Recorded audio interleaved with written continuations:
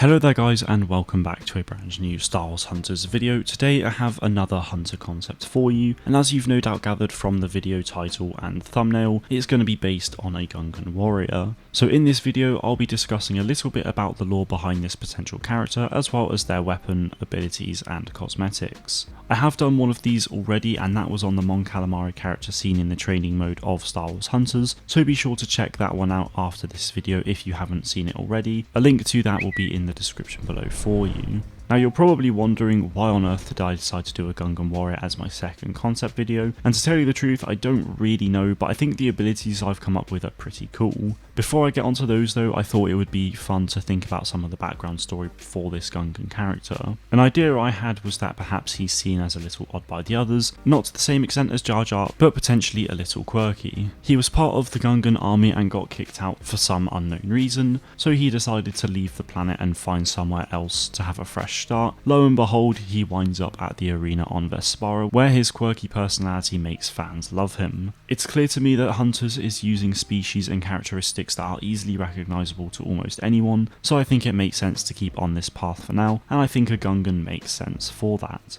As for what class I think this Gungan should be in, I think it makes sense for them to be in the damage class. Gungans don't strike me as strong enough to be a tank like Groz and Slingshot, and the abilities I've gone for aren't anything like a support character. As for what weapon he'd use, I think it would only make sense for him to use a Gungan spear. I think a slashing and stabbing motion could be a really cool animation combo to use as his base attack as well. Onto the abilities then, there are of course 3 that this warrior can have, as well as his ultimate. It's worth adding that this Gungan warrior will also have a shield as seen in the Battle of Naboo, so the first ability for this concept will be the ability to block with this shield for a small duration of time. Reeve can also block as her passive ability, and J3DI can block as an ability of his, but they both use lightsabers, so it'll be cool to see a change like this with a shield instead. The quirky personality of this character can really shine through with this second ability. As many of you may know, Gungans have very long tongues, so I think it would be funny to have an ability where you can stick your tongue out and essentially punch someone with it. Groz's charge ability does about 70 damage, so perhaps this could do around 50.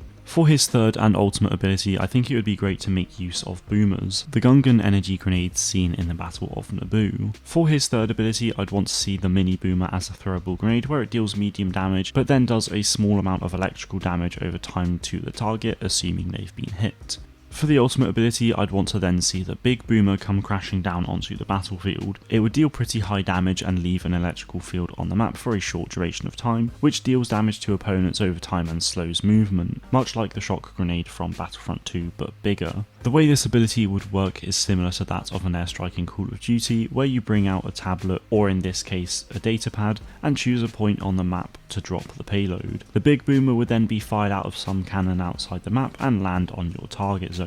So they're the abilities that I've come up with, and I would honestly love to see something like this come to the game. Without trying to toot my own horn too much, it sounds like a really fun character to play as. As for the cosmetics then, his default appearance would be the standard warrior attire that we see every time a Gungan warrior appears, but then of course you can have a bunch of skins that change its colour, or perhaps you have some higher rarity skins that change the armour designs a little as well. There isn't really a lot to go off for cosmetics, so it can be very limited in these videos, but hopefully you can get the general idea of what I was going for. Anyway guys, that is it for this Hunter concept. Let me know what you think of my ideas in the comments below. Be sure to subscribe to the channel if you haven't already so you don't miss out on any future concepts. Thank you all very much for watching, and may the force be with you always.